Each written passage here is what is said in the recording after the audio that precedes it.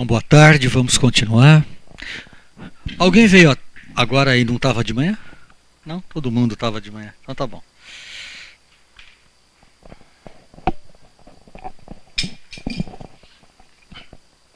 Hoje, agora à tarde, eu vou falar um pouco sobre a nossa experiência na Unicamp, sobre treinamento em prevenção de suicídio.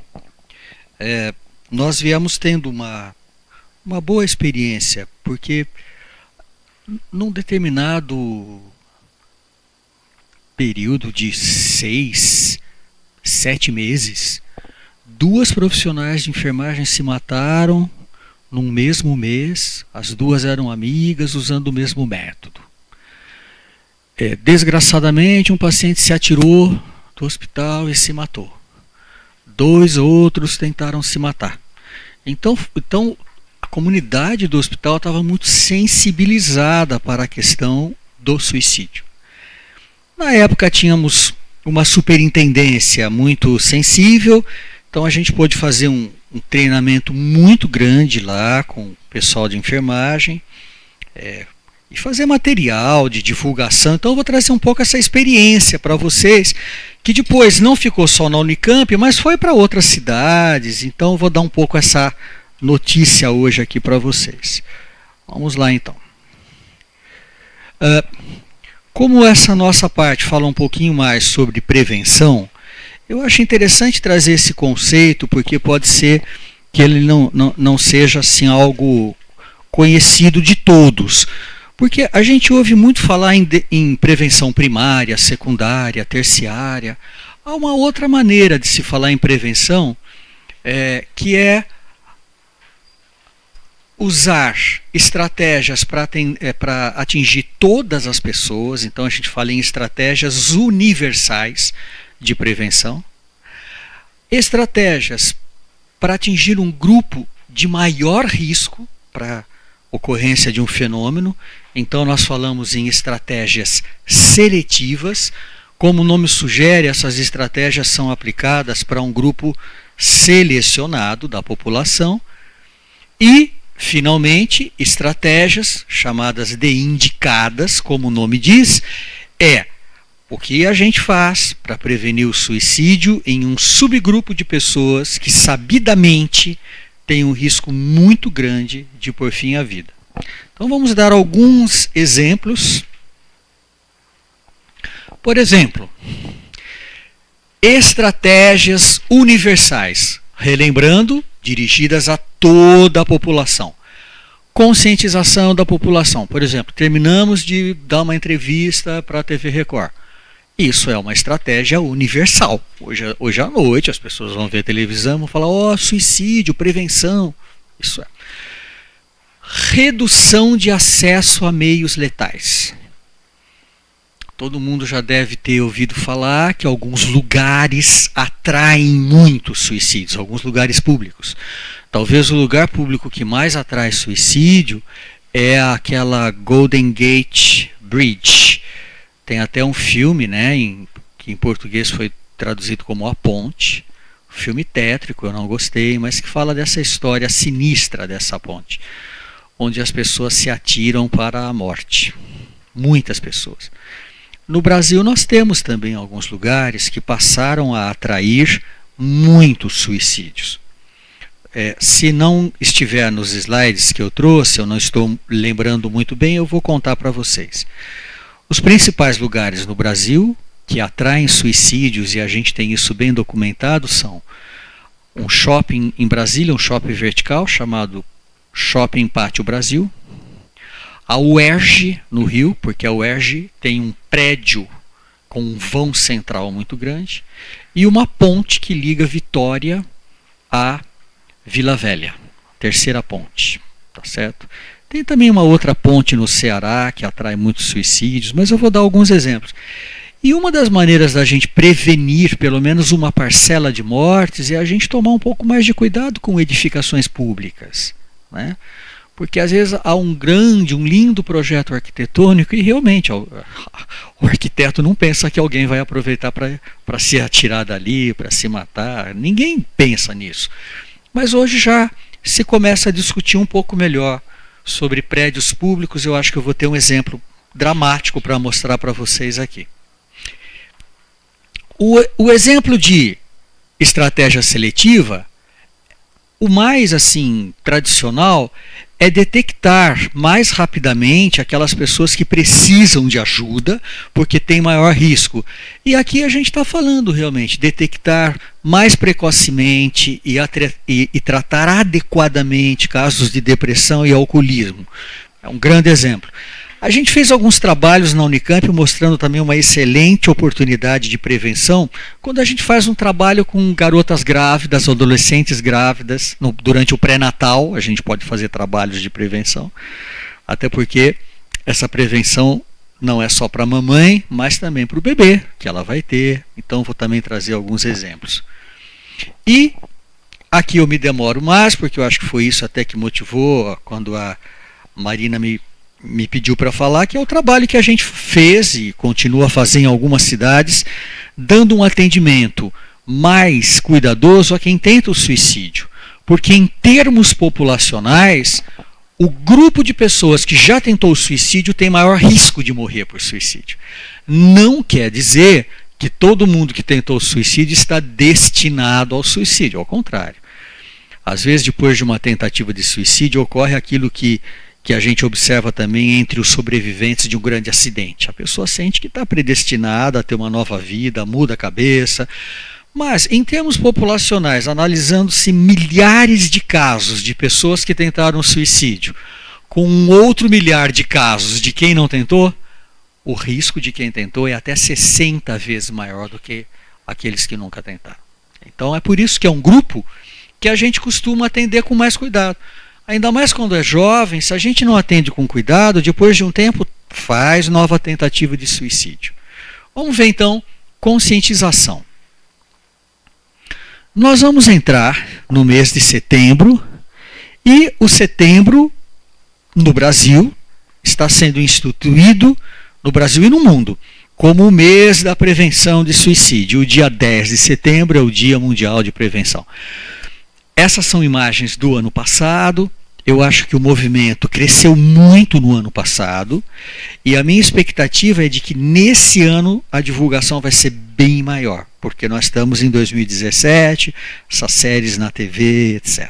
A imprensa também mais sensibilizada. Eu diria que a imprensa perdeu o medo de fazer reportagens sensíveis e ponderadas sobre suicídio. Teve um jogo de futebol no estádio de Salvador, Fonte Nova, um grande estádio, que também participou da Copa, e todos os jogadores dos dois times, um deles era o Bahia, e o outro time eu não sei, agora não está me vindo na memória, se eu não me engano, o Flamengo.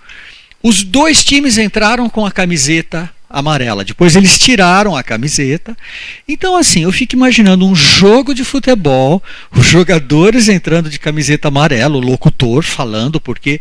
Ou seja, eu acho que a gente já hoje não pode ficar falando que tem um bloqueio da imprensa. Eles estão se abrindo, tá certo? Então, o Setembro Amarelo no Brasil, ele é muito fomentado pelo Centro de Valorização da Vida. Tem alguém do CVV aqui? Então, eu acho assim que o CVV é uma das coisas mais bonitas que a gente tem no Brasil, em termos de ONG. Vocês concordam comigo ou não? Olha... De poucas coisas a gente se orgulha mesmo, né? A gente se orgulhava da Varig, a gente se orgulhava da Petrobras, né? Hoje está diminuindo, mas o CVV é uma instituição não governamental que sempre trabalhou na base do voluntariado. Só de pouco tempo para cá que tem um pouco mais de apoio do Ministério da Saúde. O número 141 eu acho que é um resultado importante de uma parceria que começou experimentalmente no Rio Grande do Sul e agora está sendo estendida. Então, assim, o CVV no Brasil começou em 1962, mas inspirado em outras associações que já existem no mundo, como os samaritanos, principalmente lá da Inglaterra, né? Bom, a coisa foi crescendo muito no Brasil e nós tivemos também, há 2 anos atrás, a fundação de uma associação brasileira de estudos em prevenção do suicídio, que congrega aqueles pesquisadores interessados, batalhadores na área. Então, nós estamos num momento em que eu tenho a impressão de que a conscientização da população está se dando cada vez mais. Vamos ver. Eu vou trazer outros exemplos na mesa redonda. Tem um conjunto de slides que eu deixei para apresentar na mesa redonda em termos de ações que a gente pode fazer. A gente vai continuar a falar sobre isso. Esse aqui acho que é o exemplo que eu queria trazer de Piracicaba. Esse foi um doutorado que eu orientei na Unicamp e ele consistiu na seguinte estratégia. A professora Gislaine Freitas, hoje ela é psicóloga da Unimep de Piracicaba, ela ficou num centro onde todas as adolescentes iam fazer pré-natal. Todas as adolescentes grávidas iam fazer pré-natal. Em Piracicaba é um lugar único. Então, adolescente, grávida, atendimento pelo SUS, ultrassom, sempre no mesmo lugar ali na cidade. E a minha aluna ficava lá esperando as adolescentes chegarem. Entrevistava as adolescentes, falava que se tratava de um trabalho, de um estudo populacional. E para cada adolescente que ela atendia lá, ela caminhava até a casa onde a adolescente morava e contava 5 casas depois da casa onde a adolescente morava e começava a bater na porta, de porta em porta, até achar uma casa onde houvesse uma adolescente da mesma faixa etária e que nunca tivesse engravidado. Vocês entenderam? É esse tipo de estudo que a gente chama de estudo de caso e controle. O que é o caso? É a adolescente grávida. O que é o controle? É uma menina da mesma faixa etária, das mesmas condições socioeconômicas, que mora no mesmo local, mas que nunca engravidou. Aí a gente fez uma série de cálculos que se aproximam do conceito de risco relativo e obtivemos mais ou menos o seguinte, eu vou arredondar. Uma adolescente que engravida e que está sendo atendida no SUS, ela tem uma chance maior do que as outras de 3,5 vezes já ter tentado suicídio alguma vez na vida. A família mudou de residência nos últimos 6 meses 6 vezes mais no grupo das adolescentes grávidas. Vai imaginando uma família que muda de endereço, o que isso representa em termos sociais, o que pode estar por trás da história dessa família que muda muito. A chance dela ter perdido um dos pais na primeira infância, até ali os 6 anos de idade, 3 vezes mais. A chance dela ter sofrido abuso físico ou sexual, 5 vezes mais. A chance de já ter usado maconha em algum momento da vida, 5 vezes mais. A chance de ter bebido álcool, usado bebida alcoólica antes da gravidez, comparado às outras meninas, 8 vezes mais. Qual é a conclusão? Gente, o grupo de adolescentes grávidas é um grupo especial, se a gente comparar ao outro grupo que nunca engravidou. Vocês concordam? Tem uma série de riscos à saúde, não só dela, também do bebê. Porque às vezes a gravidez na adolescência é uma espécie de uma entrada forçada para a vida adulta. Eu nunca me esqueço do relato de uma dessas adolescentes que passava a mão na barriga e falava assim, agora a minha vida tem sentido. Eu tenho um ser dentro de mim. Nós sabemos que isso é uma idealização, isso é uma romantização da gravidez. Uma outra falava uma coisa assim de arrepiar, ela falava assim, antes, na minha comunidade eu era uma cadela, agora eu sou uma senhora. Porque ela tem respeito por estar grávida. Agora respeitam-na, antes não. Então é interessante, né? A gravidez na adolescência é um dos grandes assuntos de saúde pública e nós poderíamos também iniciar ações de saúde e de prevenção nesse grupo populacional. É isso que a gente chama então de uma atenção seletiva, porque tem um maior risco.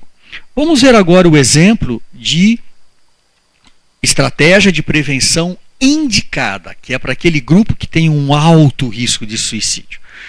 Trabalhamos então com pessoas que tentaram o suicídio e que foram atendidas no Hospital das Clínicas da Unicamp, no pronto-socorro, devido a uma tentativa de suicídio. Aqui vocês têm uma unidade de urgência, um hospital de emergência, não tem? E tem o HC. Lá na Unicamp, o nosso HC também tem a porta. Embora seja uma emergência referenciada, a porta está lá mesmo. Então, como foi esse trabalho? A pessoa é atendida por uma tentativa de suicídio lá no pronto-socorro. Quando ela sai do risco de morte, quando termina aquele atendimento mais emergencial, a gente se aproximava dela, um dos pesquisadores, falava que era um estudo da Organização Mundial da Saúde, se ela concordaria em participar. Se a pessoa fala sim, eu concordo em participar, nós fazíamos um sorteio. E ela ia ou para um grupo, que nós chamamos de tratamento usual. O que é tratamento usual? Ela é encaminhada para uma unidade da rede, ou para um CAPS, ou para uma unidade básica, ou, se fosse preciso, até para uma internação psiquiátrica. Se ela caísse no outro grupo, é o que nós chamamos de intervenção breve. O que foi esse grupo? Ainda no pronto-socorro, antes de ter alta, nós fazíamos uma entrevista motivacional. Para quem não está na área da saúde, a entrevista motivacional ela é uma técnica de entrevista em que a gente tenta detectar quão motivada aquela pessoa está para adotar um novo comportamento, como, por exemplo, parar de beber, parar de fumar ou iniciar um tratamento psiquiátrico. O que nós queríamos era engajar essas pessoas em tratamento psiquiátrico, porque depois de uma tentativa de suicídio elas desaparecem. Elas falam, não, foi uma bobeira, ah não, deixa para lá, imagina. E nós sabemos que não é bem assim. Depois de um tempo elas voltam com uma nova tentativa e o risco de morrer é maior. Então, entrevista. E depois a gente foi fazendo telefonemas periódicos para essa pessoa. O mesmo que fazia entrevista no PS foi ligando 1 semana, 2 semanas, 4 semanas, 7 semanas, 11 semanas, 4 meses, 6 meses, 12 meses. A mesma pessoa ligando, de tempo em tempo para conversar, para incentivar buscar um tratamento. E essa conversa não é só para incentivar, é uma conversa em que vai se fazendo um vínculo. E vínculo é uma coisa muito importante para a prevenção de suicídio. Ao final de 18 meses, nós ligamos para essas pessoas que foram para a rede, atendimento normal, usual, e comparamos com esse grupo. Nós queríamos ver se esse tipo de ação diminuía o número de suicídios ao final de 1 ano e meio. Só que como o suicídio em si é um evento raro, a gente tinha que ter um N, a gente tinha que ter um número de participantes muito grande. É por isso que estudos como esses têm que ser multicêntricos, vários locais fazendo a mesma coisa, para a gente reunir um número muito grande de participantes. Então vocês podem imaginar o trabalhão que foi, porque esse estudo, afinal de contas, ele foi feito em vários países, e em cada país em uma grande cidade. No Brasil nós fizemos o estudo ali em Campinas. Um total de 1.867 casos de tentativas de suicídio. E vejam o que aconteceu ao final de 1 ano e meio. Olha que interessante. Naquele grupo que nós encaminhamos para a rede, pessoas tentaram o suicídio, atendemos no pronto-socorro da Unicamp e mandamos para a rede. No grupo que foi para a rede, de cada 100 pessoas, 2 se mataram ao final de 1 ano e meio. Vocês percebem como o número é alto? Pensa bem. De cada 100, 2 se mataram ao final de 1 ano e meio. Agora, naquele outro grupo que recebeu a entrevista e os telefonemas periódicos, para que 2 pessoas se matassem, nós precisávamos de 1.000. Entenderam? Quer dizer, uma técnica como essa, aparentemente simples, que é registrar casos de suicídio, de tentativa de suicídio, e acompanhar essas pessoas com telefonemas. Né? Em outros países, tinha visitação domiciliar também. No Vietnã não tem tanto telefone, era um visitador que ia, às vezes de bicicleta, até a casa da pessoa. Então, o fato de você criar um vínculo personalizado é capaz de diminuir o número de suicídios. É interessante. Por que eu digo que o trabalho é aparentemente simples? Porque imagina você atender uma pessoa, lá no pronto-socorro conversar com ela e periodicamente ficar ligando para essa pessoa. Mobiliza muito. Então, paralelamente a esse trabalho, nós tínhamos um grupo de estudo, um grupo de supervisão, nos reuníamos toda semana para discutirmos casos, para trocarmos ideias, às vezes para nos desabafarmos, né, um com o outro. Então isso foi muito importante, ter uma grande equipe trabalhando e pensando junto, não só em termos internacionais, mas em termos locais também. Na verdade, os telefonemas periódicos não eram uma proposta de tratamento, mas era uma estratégia para incentivar a busca de tratamento. que a gente acha que aconteceu para ter havido esse decréscimo no número de suicídios? Olha, esse é um trechinho até de um manual que eu estou trazendo para mostrar para vocês. Frequentemente a tentativa de suicídio ela deixa de ser tomada como um marco na trajetória pessoal para se tornar pedaço de uma história a ser odiada, esquecida, jogada fora. Que nem um papel que a gente amassa e quer jogar fora. Não foi comigo, foi uma bobeira. Deixa para lá, não me lembra do que eu fiz. Na verdade, com esses telefonemas, nós facilitávamos para que aquela pessoa desse um significado para o que tinha acontecido com ela. Não se tratava mais de um ato que ela ia jogar fora e dizer, não é comigo, não fui eu, me esqueça. E a gente tem a impressão de que aquilo que ela reteve na sua mente, o significado que ela foi construindo ao longo dos telefonemas, era algo que ela podia manter na sua cabeça até procurar uma ajuda. Até se engajar, por exemplo, ou numa psicoterapia, ou num acompanhamento em que seria tratada com medicamentos. Essa experiência de bastidor, digamos assim, foi muito importante, nos ensinou muito.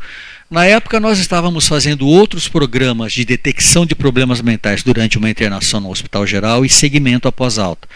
Nós tivemos a experiência de colocar nesse projeto 5.000 internações. Nós ficamos coletando dados de entrada durante 1 ano e meio e depois acompanhando.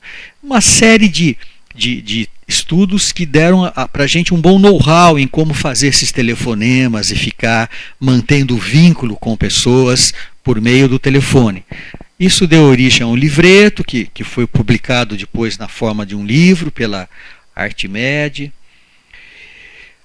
Se você se interessa por esse tipo de trabalho, a Organização Mundial da Saúde tem muitos folhetos sobre prevenção e a equipe nossa da Unicamp traduziu vários desses folhetos, livretos, melhor dizendo, pequenos manuais, que estão disponíveis no site da OMS em português, dedicados a pessoas que trabalham em atenção primária, médicos gerais, professores, profissionais de imprensa, agentes penitenciários, tá certo?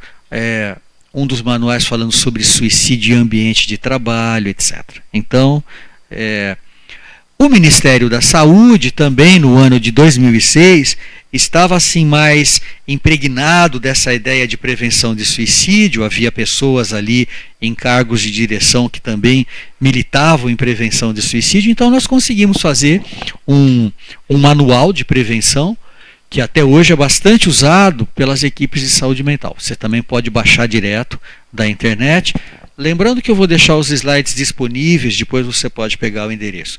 Mas lógico, entrou no Google, digitou Prevenção do Suicídio Ministério da Saúde e você já chega lá. Bem, esse programa que nós fizemos, que inicialmente era um estudo científico da OMS, passou a ser também um programa de atendimento. Termina o estudo científico, o que a gente faz, né? Publica o trabalho, faz o slide bonito e acaba. Não, a gente tinha que tentar implementar isso no nosso pronto-socorro, nas nossas enfermarias, e assim foi feito. Algumas prefeituras ficaram sabendo do trabalho na Unicamp e nos convidaram para implantar projetos em suas cidades. Uma das boas experiências foi na Prefeitura de São Paulo, com algumas adaptações. Nós fizemos um amplo treinamento de profissionais que trabalhavam nos prontos-socorros, nos CAPs e nas unidades básicas de saúde. Todos os profissionais que quiseram participar do programa. Aí a gente tinha o nome do profissional, o telefone, o e-mail, o WhatsApp. E a cada atendimento de tentativa de suicídio em um hospital geral do SUS em São Paulo, a pessoa saía do pronto-socorro já encaminhada para um profissional com nome e horário. Esse que é o pulo do gato. Por exemplo, vamos supor que vocês todos trabalhassem na rede de saúde. Eu pego o nome de vocês, o e-mail. Quando tem uma tentativa de suicídio, eu te mando um e-mail dizendo assim, olha, estou te encaminhando fulano de tal. Lembra que na Unicamp a gente fazia telefonemas para os pacientes. Em São Paulo, não. Em São Paulo, nós pusemos uma pessoa num centro de regulação de vagas e ela ficava ligando para os profissionais para saber se o paciente tinha chegado ou não. E se o paciente não chegava, nós ativávamos a unidade básica, o agente comunitário de saúde. E desse projeto participou a Clínica Escola do Mackenzie, as unidades básicas da saúde e também agentes comunitários que faziam busca ativa cada vez que a pessoa desaparecia e não ia no retorno. Então, com alguma adaptação, a gente fez também esse projeto bem interessante na região do Jabaquara e da Sé. 2 subprefeituras, mas como a gente fala de São Paulo, só Jabaquara e Sé dá 1,5 milhão de habitantes. Tá certo? Um trabalho bem interessante que durou 2 anos, todo mundo treinando essa tática. Foi uma boa experiência para eles e eu acho que muito para nós também. A gente aprendeu muito com essa experiência. Qual é a proposta desse tipo de trabalho que eu estou trazendo? Na verdade, a gente criar uma micro-rede personalizada. Em vez da gente mostrar um slide com fluxograma, todos os serviços da cidade, né? Linha cheia, linha pontilhada, vai para cá, vai para lá. O que a gente faz? Chegou um caso, a partir desse um caso, a gente vai fazer um segmento. Com quem? Com os profissionais que participaram da capacitação. Vocês entenderam? E o que é legal, quando a gente trabalha muito bem em cima de um caso, a própria equipe vai aprendendo a trabalhar melhor com outros casos. Acho que esse foi o principal ganho do trabalho que a gente fez no município de São Paulo. Então, microrede, com cuidados personalizados, e num assunto que, como falou um dos participantes, mobiliza mentes e corações. Porque cada vez que se atende uma pessoa que tentou suicídio e não morreu, a gente cria um vínculo muito grande com essa pessoa, principalmente se essa pessoa é um jovem, um adolescente. Então, é o tipo do assunto, é o tipo da situação que favorece muito esse atendimento personalizado. Qual é o ponto nevrálgico de uma proposta como essa? O ponto nevrálgico é justamente aquele profissional de linha de frente, como nós estávamos falando, é quem recebe o paciente. Esse profissional ele tem que estar sensibilizado para, além de dar um primeiro atendimento, conversar, olhando nos olhos, sem julgar, e de alguma maneira convidando aquela pessoa a continuar um atendimento, a continuar uma conversa, encaminhando-a. É realmente esse momento de um verdadeiro acolhimento e se colocar totalmente disponível para conversar com aquela pessoa. Isso é difícil, porque isso exige um treinamento. É por isso que hoje eu comecei falando sobre atitudes. Se você não tiver atitudes abertas, você não consegue. A pessoa percebe que você está com medo do que ela vai fazer no futuro. Bem, isso foi feito também em Campinas, agora um programa de capacitação de profissionais. Nós fizemos o treinamento de muitos profissionais da rede. Participaram, na verdade, 330 pessoas. Nós demos 3 cursos. Então, tínhamos o nome, o horário, o local de trabalho. E aí, para os 2 pronto-socorros psiquiátricos da cidade de Campinas, a gente mandou a lista de pessoas que estavam a fim de atender casos de tentativa de suicídio. Entendendo? Então, fica mais personalizado. Todos fazendo uma espécie de um pacto, vamos trabalhar direito em cima de 1, 2, 3 casos para ver se isso se transforma em padrão de atendimento, né? Protocolo de atendimento. Protocolo acho que é um termo que não é o melhor. Foi um curso com uma carga horária de 18 horas e o conteúdo do curso, aqui eu estou dando uma amostra grátis para vocês, vamos dizer. O conteúdo foi isso daqui, tá certo? Com muitas discussões de caso também, né? É isso aí. Bem, entramos agora. Como é que um dos pontos, falei que um dos pontos nevrálgicos é o profissional que está na linha de frente, que tem que estar sensível, sem medo e com vontade de ajudar. Vamos ver alguns itens desse curso. Eu escolhi um que eu acho que é importante, como a gente avalia risco de suicídio. É sempre uma das tarefas de um profissional de saúde, principalmente de saúde mental, avaliar risco. Agora, avaliar risco de suicídio não é fazer previsão de quem vai se matar ou não. Quando a gente fala em avaliação de risco, é para priorizar a ação. O que é prioritário fazer por essa pessoa? Não é uma espécie de jogo de adivinhação. Esse aqui eu acho que vai tirar a própria vida. Não, não é isso. Bom, primeiro, para eu fazer uma boa avaliação de risco, eu tenho que superar algumas barreiras. A primeira barreira são as crenças errôneas que eu tenho a respeito de suicídio. A segunda barreira, eu tenho que superar o meu medo de falar sobre suicídio com a pessoa que está na minha frente. O medo de não saber o que fazer se ela me disser sim, eu estou pensando em me matar. E outra barreira é não ficar se sentindo o responsável pela vida de uma pessoa. Isso assusta muitos profissionais de saúde e eles nem perguntam. Olha, eu trabalho em prevenção de suicídio e eu pessoalmente não me sinto responsável pela vida de uma pessoa. Vocês entendem? Eu vou ajudar aquela pessoa no máximo que eu puder. Eu vou fazer tudo direitinho. Mas a principal responsável pela vida dela é quem? É ela. Ela só deixará de ser responsável se ela estiver muito maluca, aí eu interno, né, a gente tira até cordão de sapato, cinto, aí sim, aí eu sou totalmente responsável, porque ela está fora da realidade, da sua consciência. Agora, é importante a gente ter isso claro. Oh, obrigado, viu? Tchau, tchau. Obrigado pela força. É importante a gente ter isso claro, porque senão eu fico paralisado.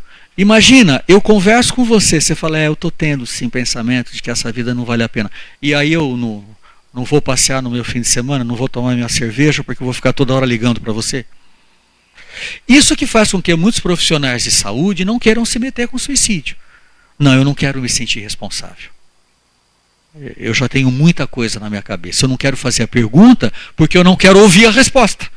Se eu não quero ouvir a resposta porque eu não sei o que eu vou fazer, melhor não perguntar. Melhor não ver. Melhor não falar sobre o assunto. E isso reforça o tabu. Isso reforça o tabu em torno do suicídio. Bom, primeira dúvida. Se eu perguntar sobre suicídio, eu poderia induzir a pessoa a isso? Eu sempre comento, nossa, se a gente tivesse esse poder, né, de com uma pergunta que a gente faz, não. Isso aí é um receio exagerado, não tem nada a ver, ao contrário.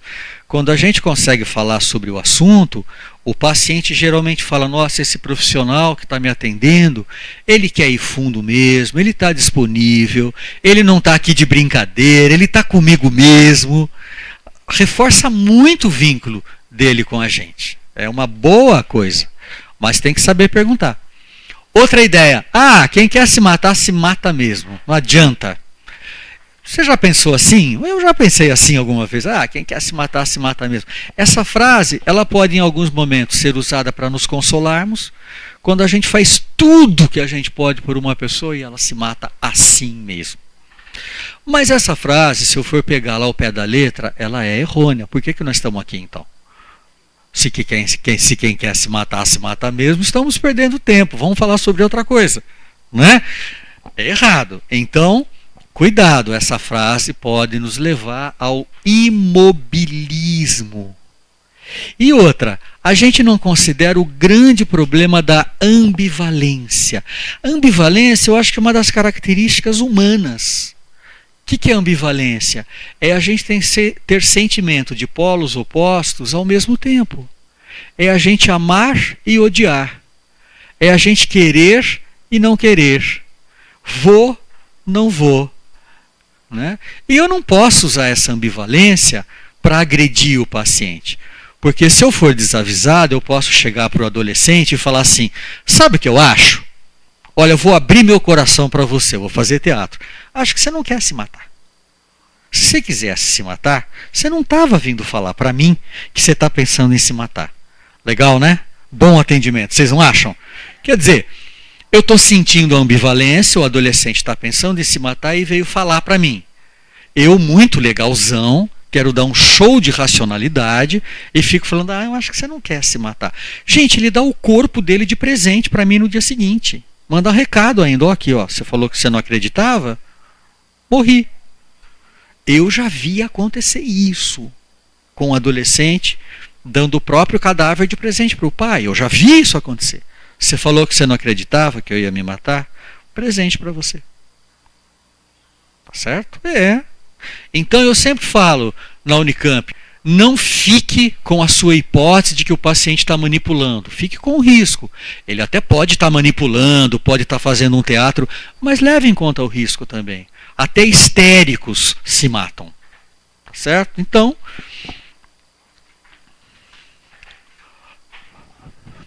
É o que eu falei. Pode ter um sentido de manipulação? Pode. Né? Se eu estou tendo um relacionamento com uma pessoa que chega para mim e fala assim: se você me abandonar, eu me mato, eu vou me matar. Vai ser uma maravilha o nosso amor, vocês não acham? Com uma ameaça dessa, vai ser uma maravilha. Eu vou me sentir livre para amar aquela pessoa, né? Ela realmente me ama, ela me adora. Então, às vezes é para manipular. Mas às vezes também a minha morte pode ser uma vingança de um amor que eu dirijo a um amor perdido. Então a gente tem que tomar um certo cuidado. Certo? A gente nunca desafia uma pessoa a fazer aquilo que a gente não quer quando o assunto é suicídio. Às vezes a gente educa filhos na base do chacoalhão, que nem a gente brincou, né? Lembro que minha filha falava que o pai da Fernanda que era bom, e um dia eu falei: então arruma tua mala, muda para casa da Fernanda, não quero mais ver você. Pronto, ela ficou boazinha, me deu um beijo e pediu desculpa. A gente não usa essas técnicas do joelhaço com tentativa de suicídio, com um adolescente querendo se matar, não. A gente não faz isso. A gente não desafia. Tá certo? Porque às vezes o resultado é exatamente o oposto do que a gente quer. Agora, o suicídio é um fenômeno complexo. Tem uma frase famosa do Bernard Shaw que fala: todo problema complexo tem uma solução simples, geralmente errada. Problema complexo, solução complexa. Suicídio não se explica por uma coisa, por um acontecimento, por um ato. Aquilo que às vezes a gente acha que foi a causa do suicídio foi uma gotinha de água num oceano de problemas ao longo do tempo. E a gente só fica pensando no que aconteceu ontem, na semana passada. Então, abuso na infância, transtornos mentais, doenças crônicas deformantes, dolorosas, incapacitantes, problemas socioeconômicos, ter acesso a meios letais, andar armado, saber atirar, ter veneno em casa, ter muito remédio, certas coisas que levam a gente ao colapso existencial, aquelas notícias, aqueles acontecimentos que a gente não consegue integrar no ser. Fatores biológicos, tipos de personalidade, o fato de já ter tentado o suicídio anteriormente, tudo isso se combina. Então, quando a gente vai fazer uma avaliação de risco, a gente tem que ter um jeito e uma sistemática de avaliar. Porque quando uma pessoa fala que está pensando em se matar, a primeira reação, a primeira coisa que a gente pensa em fazer é dizer para ela: não pense nisso. Tira isso da tua cabeça. E não é bem isso que a gente aconselha. A gente aconselha, sabe o quê? Fazer algumas perguntinhas. Não transformar a conversa num inquérito, num questionário, mas manter umas perguntinhas na cabeça. O que será que está acontecendo? Qual é o estado mental atual dessa pessoa? Será que ela tem um estado mental, um estado psíquico que favorece o suicídio, de acordo com o que eu sei da literatura científica, de acordo com o que eu sei da experiência de grandes clínicos? Quais os fatores de risco? Também os fatores de proteção, mas a gente leva muito mais em conta o fator de risco, né? Qual é o grau de intenção de morrer? Intencionalidade suicida, o grau de intenção de morrer. E aí, finalmente, eu vou fazer uma formulação de risco. Ah, tem um risco leve, tem um risco moderado, tem um alto risco. Bom, vamos então ver. Nesse livrinho que eu trouxe, tem uma página que você pode xerocar para te ajudar nas avaliações diárias, rotineiras. E essa página, ela tem um roteiro, é só um roteiro, é um lembrete, não é ficha, não é questionário. O que está acontecendo, estado mental, fatores de risco, intencionalidade suicida e a formulação do risco e manejo. Tá certo? Em uma página. O que está acontecendo? Vamos ver a primeira coisa. Quando eu atendo uma pessoa que está pensando em se matar, ou porque ela falou, ou porque eu estou desconfiado disso, ou porque ela já chegou depois de ter tentado se matar, quando eu pergunto o que está acontecendo, eu tenho que ficar atento ao que ela me fala e respeitar o que ela me fala. Não é hora para eu perguntar como foi a infância, por quem foi criada, onde estudou. Não. A pessoa geralmente quer te falar realmente sobre o que aconteceu ontem, sobre o que aconteceu na semana passada. E nós que somos profissionais de saúde mental, a gente gosta da conversa, da história de vida, como foi a infância. Atendimento de crise não é assim. É o que a pessoa traz para você, você tem que aceitar aquilo na hora.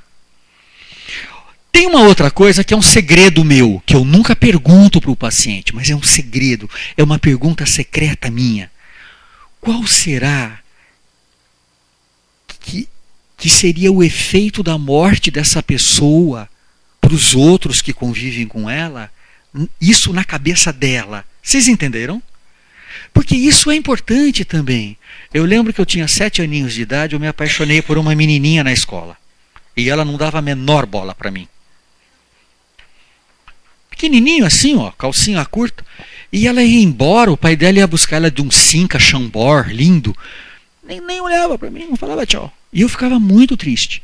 E um pensamento que veio na minha cabeça, juro, se eu estiver mentindo, eu quero cair um raio na cabeça de cada um de vocês. Meu pensamento era assim: será que se eu morresse, ela ia chorar? Ela ia ficar triste? Você nunca pensou nisso? Eu pensei, 7 anos. Aí eu fui fazer prevenção de suicídio quando eu cresci. Vocês entenderam? Para superar o trauma infantil. Mas às vezes a gente pensa, quem vai chorar no meu velório?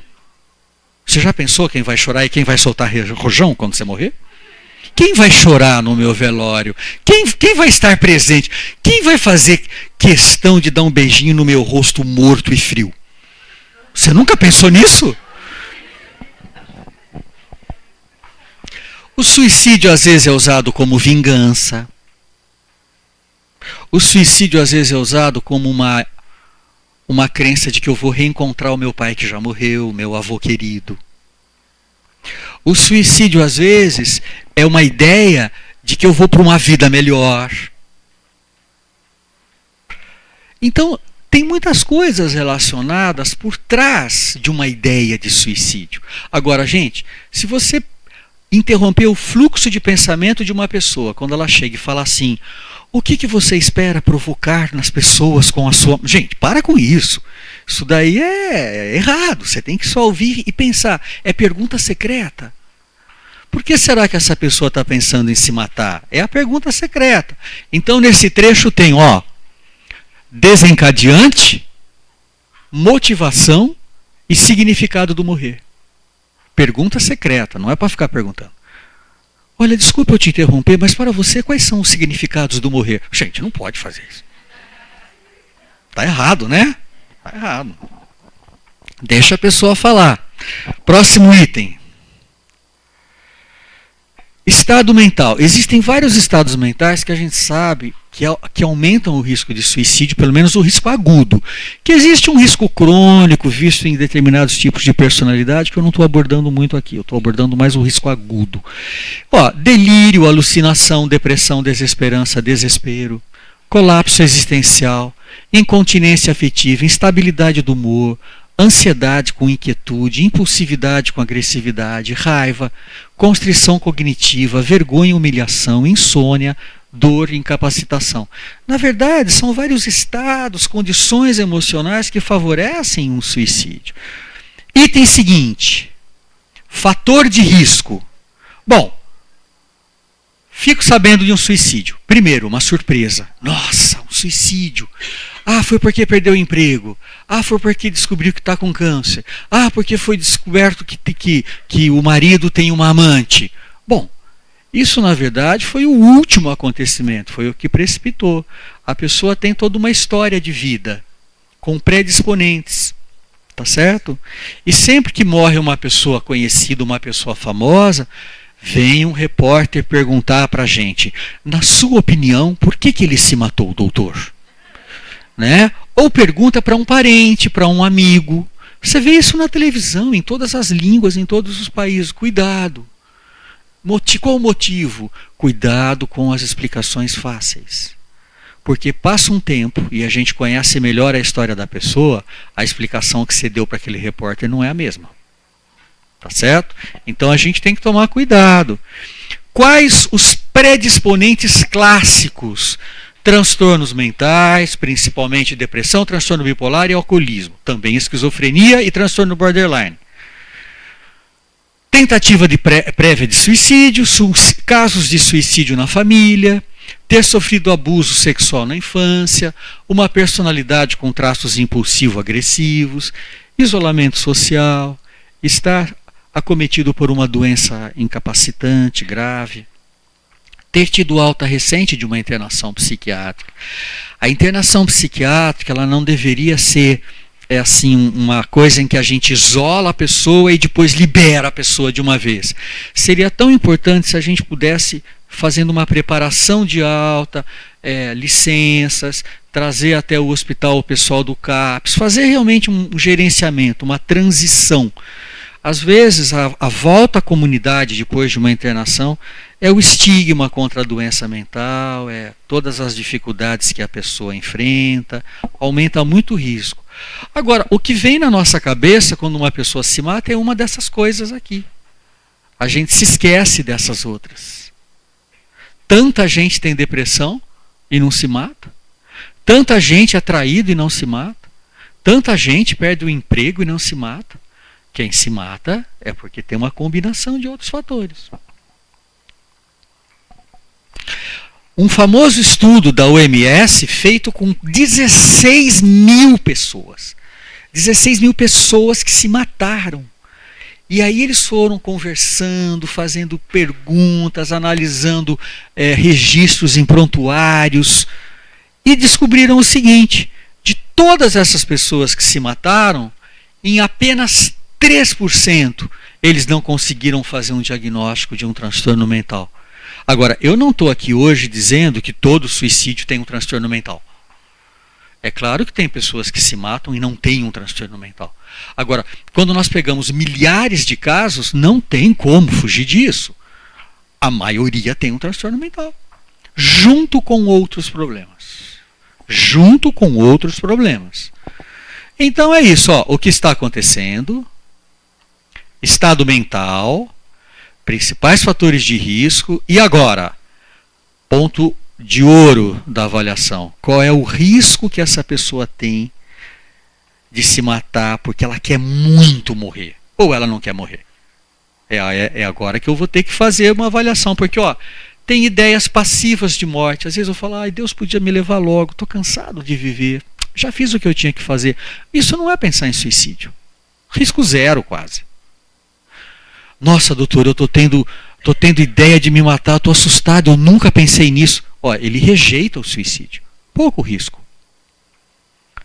As ideias são persistentes, intensas, incontroláveis, são vistas como um alívio, são aceitáveis para a pessoa. Gente, o risco vai aumentando. Vocês concordam comigo? Vamos dar outro salto. Já tentou suicídio no passado, a última foi há 2 meses. Foi muito letal, queria mesmo morrer. Foi depois de uma briga com o namorado. Está preparando como vai se matar. É detalhado esse plano. Ele conhece o poder letal do método, ele sabe usar o método. Ele tem em mãos o método que ele está pensando em usar. Já tomou providências porque ele vai se matar.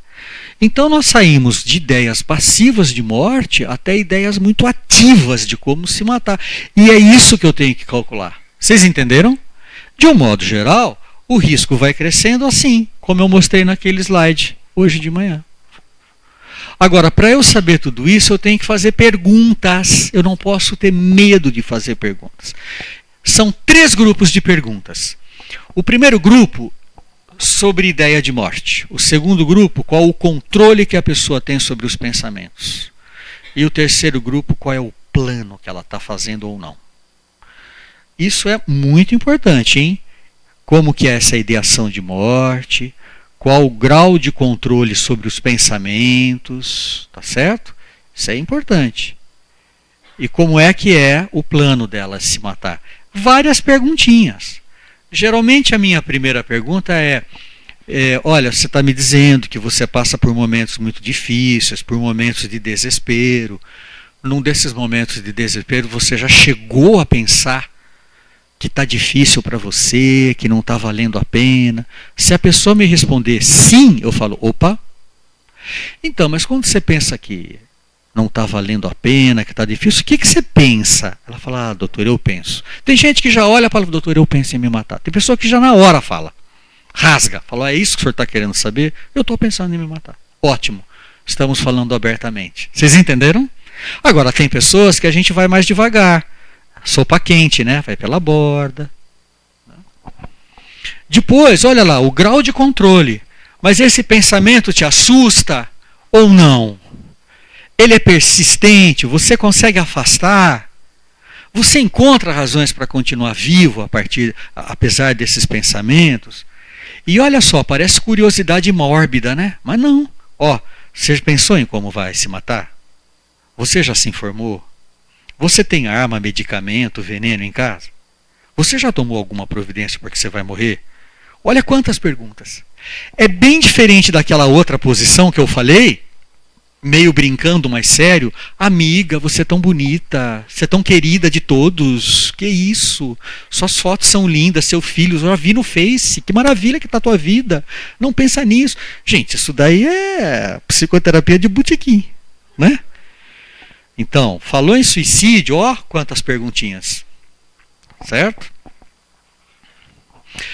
É isso então, o que está acontecendo, estados mentais mais comuns, fatores de risco, intencionalidade suicida e, por último, formulação.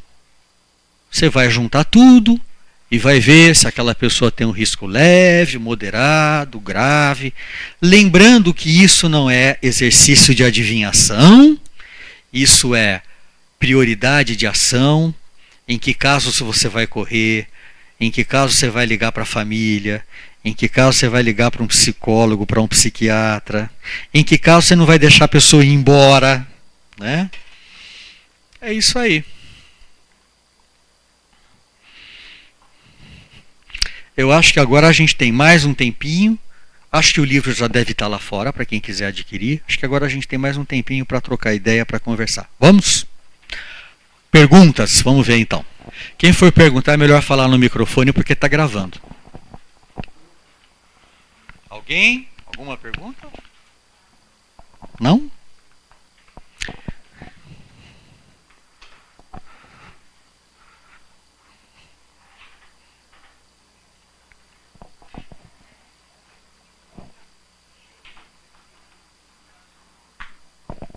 Pode falar.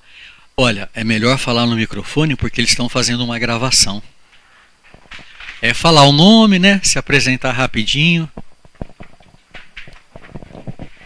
Meu nome é Celinha, né? E no último seminário que nós tivemos aqui, professor, uma pessoa falou para a gente que trabalhava com cuidados paliativos e que sentia que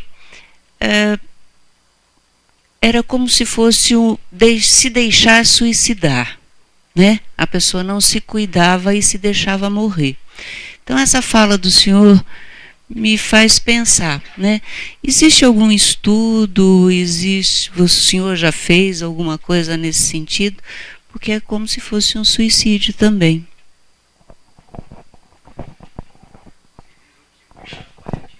Sim. Eu não vejo assim, porque as nossas palavras, às vezes, elas até impedem a gente ou de se expressar direito, ou de entender direito o que o outro falou. Mas eu acho que cuidado paliativo é bem diferente de um suicídio passivo. O que é suicídio passivo? É aquele suicídio em que você não se mata, mas você se deixa morrer. Por exemplo, entre militares da PM, eles falam muito dos colegas que no meio de um tiroteio se arriscam, saem correndo, que é para levar um tiro. Né? Então esse é um suicídio passivo. Vai aparecer que ele morreu no meio ali de um tiroteio, mas na verdade ele se atirou. Agora, eu não me pareça que na área de cuidados paliativos a gente faça ou permita suicídios passivos, ao contrário. Eu acho assim que uma das coisas muito importantes do cuidado paliativo é o apoio que a gente dá a uma pessoa na hora em que ela está morrendo. E é um apoio assim de presença, é um apoio de medicamentos quando necessários, para tirar dor, para diminuir o desconforto, porque eu acho que a gente entrou numa época, há pouco tempo atrás, em que a pessoa vai morrer, a gente manda para UTI, isola, né? Isso hoje está mudando, né? Tem muitas pessoas que já dizem que não querem ir para a UTI, fazem testamento vital, etc. Não acho que paliativo seja um suicídio passivo, ao contrário. É. Ah.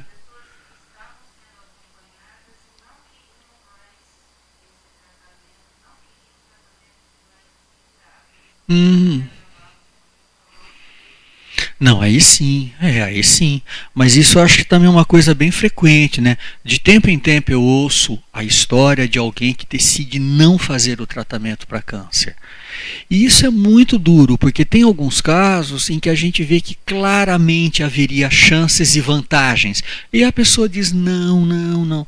Nós tivemos um caso dramático lá no hospital da Unicamp, de um senhor de nacionalidade japonesa, que a gente tinha que amputar a perna dele porque ele estava com uma gangrena. Se amputássemos a perna, ele tinha uma alta chance de viver e continuar vivo. E ele falou assim: eu não quero que amputem a minha perna. Falava muito mal o português. Conseguimos trazer um sobrinho dele, ele não tinha família, morava só. Conseguimos trazer um sobrinho que falava japonês, que fez toda a tradução, e de fato esse senhor ele estava super bem, não quis que amputássemos a perna. Tem como amputar a perna de uma pessoa lúcida que fala eu não quero? Não tem. Ele morreu. Não quis. Então, eu dei um exemplo. Mas há pessoas que descobrem que estão com câncer e não querem fazer o tratamento. Se aquela pessoa realmente estiver firmemente decidida, a gente tem que respeitar. E às vezes é angustiante, né? Porque a gente está percebendo que aquela pessoa tem chance de viver mais 5 anos, ver o neto se formar. Mas ele fala, não, eu não quero. Não quero fazer tratamento. É difícil, viu? É muito difícil. A gente tem que ter muita coragem, né, para manter em casa uma pessoa que a gente sabe que está morrendo. Porque hoje em dia tem mesmo famílias que vê que vai morrer, leva para o hospital, porque tem muito medo, né, da morte em casa. E também tem medo de sentir culpa, de que não se tentou tudo até o fim, até o último minuto. Cada cabeça é uma sentença. Agora, tem famílias que eu acho que matam cedo demais. A gente brinca, né? A gente fala, tem famílias suicidogênicas. Parece que tem famílias que no fundo, secretamente, pensam assim, se matar é melhor. Está dando muito trabalho para nós. Eu já ouvi uma mãe, depois de uns 3 anos, falar, doutor, eu tenho até vergonha de falar para o senhor. Mas eu acho que foi bom ele ter ido. Sabe esse tipo? Que a pessoa vai pesando os prós e os contras, fala, ela realmente sofria muito, fazia todo mundo sofrer. Então tem várias situações, né?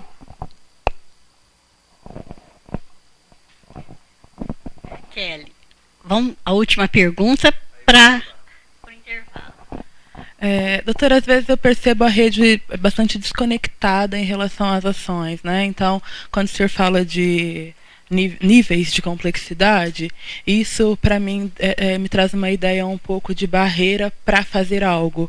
Então, estou na atenção terciária. Como falar de prevenção na atenção terciária? Então, eu acho assim que é muito bonito quem está na atenção terciária vir falar de prevenção na rede, né? Porque na verdade é muito confortável, mas é muito difícil. Nós tivemos alguns casos muito interessantes. Um dos casos assim mais bem trabalhados lá no Hospital das Clínicas da Unicamp, que tem uma estrutura que deve ser parecida com a de vocês, foi de um caso muito difícil que o pessoal do CAPES veio várias vezes discutir com a gente antes da alta. E mesmo depois da alta, a gente continuou a discutir. Isso foi uma coisa que deveria ser feita rotineiramente. Eu estava até falando há pouco, essa falta de diálogo, de conversa entre uma instituição de nível terciário, como é um hospital sofisticado, que tem enfermarias super equipadas, e quem está lá na rede, lá na frente, que vai ficar fazendo o controle por anos a fios. Acho também que é complicado não haver bons cursos onde as pessoas se encontram para conversar, quem está na terciária e quem está na primária. Eu acho que faltam também boas reuniões clínicas. É Kelly, né? Olha, Kelly, eu sou um fã de reunião clínica, mas de reunião clínica mesmo, que só se discute o paciente. Não reunião clínica do sistema público. Ai, gente, cadê o café? Ai, faltou café. Nossa, mas esse café tá ruim, né? Ai, quem vai emendar o feriado? Ai, gente, no carnaval eu não vou estar aqui. É assim. É assim. Até começar a reunião, e enquanto a reunião está durando, eu não estou precisando ver paciente, eu estou descansando. Ai, que bom que tem reunião a manhã inteira hoje. Não vou ver ninguém na minha frente. É assim. Lá na nossa enfermaria na Unicamp, às vezes eu dava a maior bronca. Dava porque agora não estou lá mais. Mas assim, sabe, um monte de gente da enfermagem atrás do postinho fazendo chacrinha e os pacientes tudo assim lá. Sabe aquela coisa? Aqui está o bando dos infelizes, aqui está o bando do pessoal contando piada logo cedo na hora do café da manhã.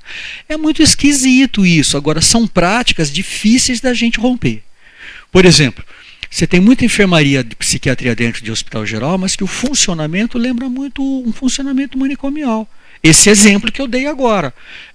10 profissionais de enfermagem fazendo algazarra junto com a TO dentro do postinho e 10 pacientes babando no corredor. Isso não é legal. E eu vi isso dentro da própria instituição onde eu trabalho, que é uma instituição acadêmica.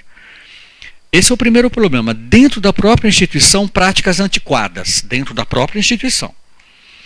E o segundo grande problema é a falta de comunicação entre a gente e o pessoal que está na rede.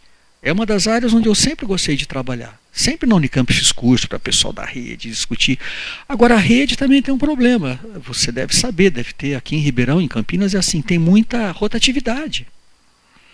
A Prefeitura de Campinas às vezes abre concurso e não consegue pôr psiquiatra na rede. Porque ganha pouco.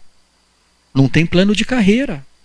É duro você ter uma profissão sem plano de carreira, porque hoje você pode ganhar 2 mil por mês. Mas se você sabe que daqui a 10 anos você vai estar ganhando 10, você se anima, tem plano de carreira. Quando não tem plano de carreira, você fica procurando logo cair fora dali. Se não há plano de carreira, mas há um incentivo ao crescimento, à formação, a pessoa fala, não, aqui eu ganho pouco, mas o meu trabalho é criativo, eu estou aprendendo.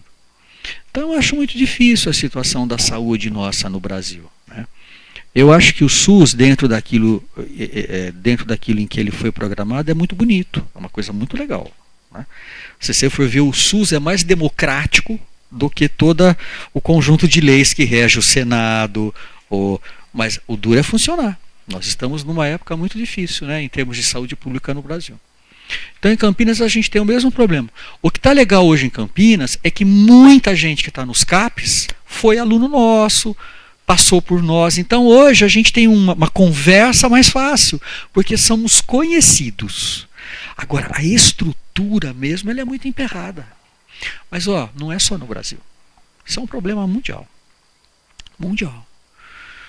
Eu fiquei 2 anos fazendo pós-doc na Inglaterra. É o mesmo problema.